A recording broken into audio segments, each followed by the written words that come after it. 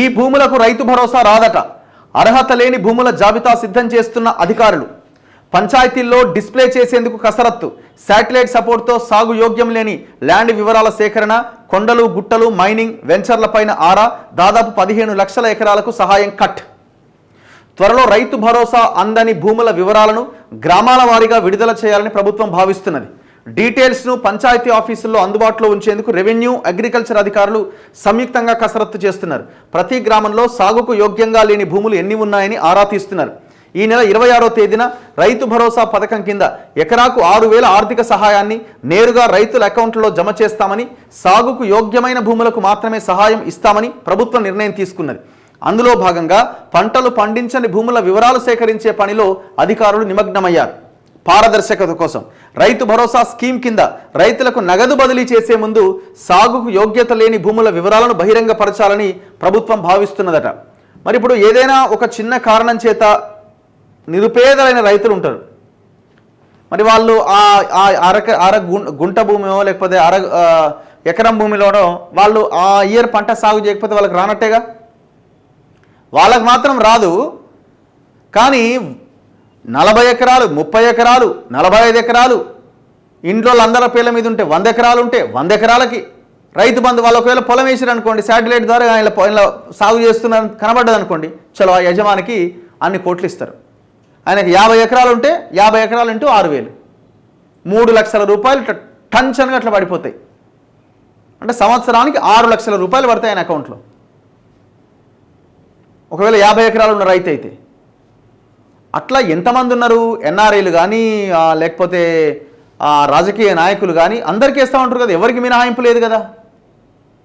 లక్షలకు లక్షలు జీతాలు వచ్చే ఉద్యోగులకు కూడా మినహాయింపు లేదు కదా, పెద్ద పెద్ద ఆఫీసర్లకు కూడా మినహాయింపు లేదు కదా. ఇక్కడే అసలు ఎట్లీస్ట్ మేమేం అడిగినామంటే అట్లీస్ట్ ఇప్పుడు సరే పోనీ ఆయనకి 30 ఎకరాలు ఉందనుకోండి, మేము 10 ఎకరాలకే ఇస్తామని చెప్పొచ్చు కదా. కట్ ఆఫ్ 10 ఎకర్స్, మీకు ఎన్ని ఎకరాలైనా ఉండనివ్వండి, కట్ ఆఫ్ 10 ఎకర్స్. మేము ఈ ఎమ్మెల్యేలకి ఎంపీలకు ఎమ్మెల్సీలకు ఇవ్వము. నెంబర్ 1, పెద్ద ఎత్తున కోట్ల రూపాయలు లక్షల రూపాయలు ట్యాక్స్ కట్టే వాళ్ళకి, ఇన్కమ్ ట్యాక్స్ రిటర్న్ చేసే వాళ్ళకి ఇవ్వము చెప్పొచ్చు కదా. ఇవన్నీ కండిషన్స్ పెట్టొచ్చు కదా.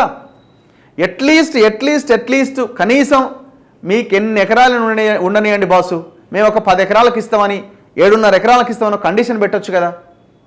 ఎవరి కోసం ఇస్తున్నది ఈ పైసలన్నీ? మిగతా 1-2% మొత్తం వాళ్ళ కమ్యూనిటీకి సంబంధించిన వాళ్ళు, బడా నాయకులకు తప్ప వేరే వాళ్ళ ఎవరికి పోవు.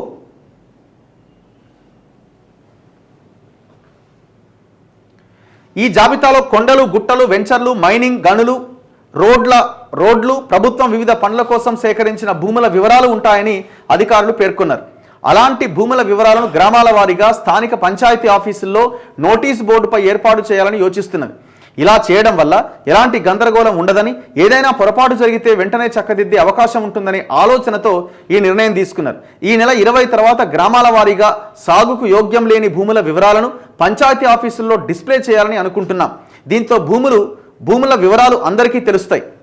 రెవెన్యూ అగ్రికల్చర్ డిపార్ట్మెంట్స్ సంయుక్తంగా రాష్ట్రంలో సాగు చేయని భూముల వివరాలు సేకరిస్తున్నారు. అందుకోసం క్షేత్రస్థాయి రిపోర్ట్లను కూడా తీసుకుంటున్నారు. దీనికి ఇక్రిసాట్ సహాయం తీసుకుంటారట. సాగుకు యోగ్యం లేని భూముల వివరాలను ఇవ్వాలని జిల్లా అధికారులను ఆదేశించడంతో 2 శాఖల ఆఫీసర్లు ఇదే పనిలో ఉన్నారు. ప్రతి గ్రామంలో సాగుకు ఉపయోగం లేని భూములు ఎన్ని ఎకరాలు ఉన్నాయో అని రెవెన్యూ వ్యవసాయ శాఖ అధికారులు లెక్కలు తీస్తున్నారట.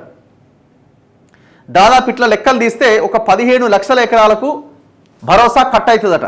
రాష్ట్ర వ్యాప్తంగా సాగుకు యోగ్యం లేని భూములు దాదాపు 15 లక్షల ఎకరాల వరకు ఉంటాయని అధికారులు ప్రాథమిక అంచనాకు వచ్చిరట.